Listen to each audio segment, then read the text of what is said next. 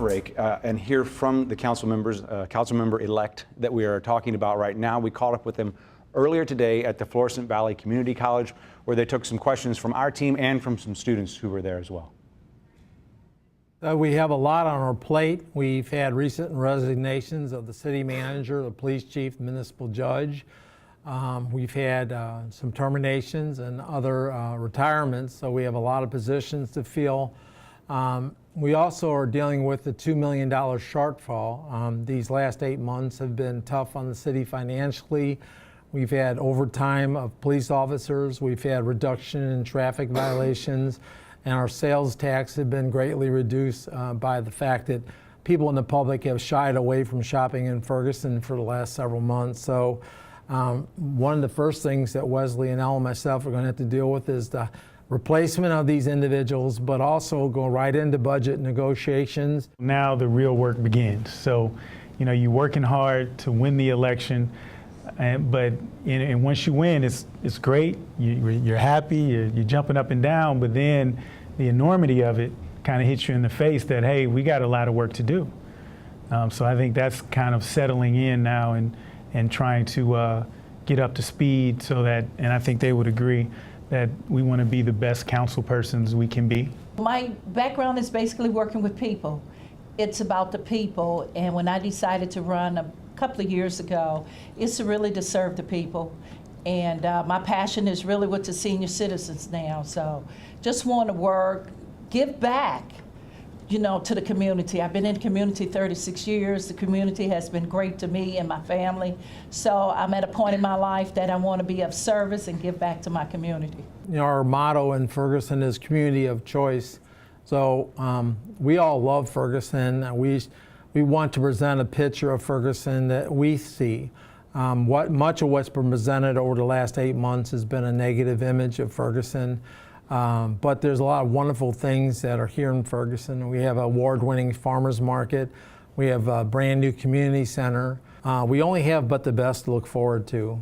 We've been through some tough months, but I believe we've turned the corner. And with last Tuesday's elections, I think it's a new beginning for Ferguson. We live in a new normal, a new face of Ferguson. The people here, they want their community. We're not going to see that flight. People are planning on staying here, working together. It becomes important to the residents that we work together and we find a solution to our own problems. There's no way you can be on the outside and try to bring a solution on the inside. If you're going to want things to change, you must be on the inside. And it's going to take the residents of Ferguson to change. People who live here have been dealing with this every day. And so it gets to the point where we do want to get back to that normal, that new normal, as we've talked about before. And I think that so for someone on the outside, it's easy to glorify and romanticize what happened, come in, and then go home. But for someone who lives here and has to deal with everything that's going on, you know, be it the, you know, protests and things of that nature, it's a different dynamic for those of us who live here, because I think anyone can see that change is in the making. I think many of us are saying, hey, let's give us an opportunity to do it. Because it's already happening. So give us an opportunity to show what that change can look like. Well, I think that's where, if anything, the city of Ferguson has failed on is not hearing the cry, the underlying simmering tension that was in the community.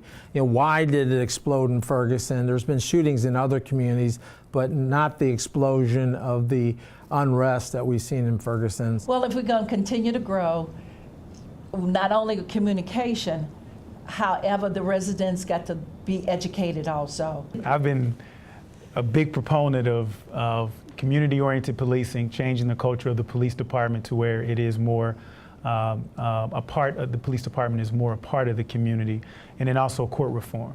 And as a municipal court judge, that's one thing that I've been pushing for years, long before August. And you can see some of the fruits of that with the uniform fine schedule that came out that all 82 municipalities agreed to, and there's some other things on the work, so it's just getting started. So not just with Ferguson, but regionally, there's a lot of things that we're looking to do to change. I would like to get to know the officers, and I want the officers to begin to know me. And I'll be visiting them on a regular basis, simply because we've got to build a relationship. If there's no relationship built, then everyone is going to continually disrespect each other. But if the police department see that the city council is really interested in them and how they police, then they will police different.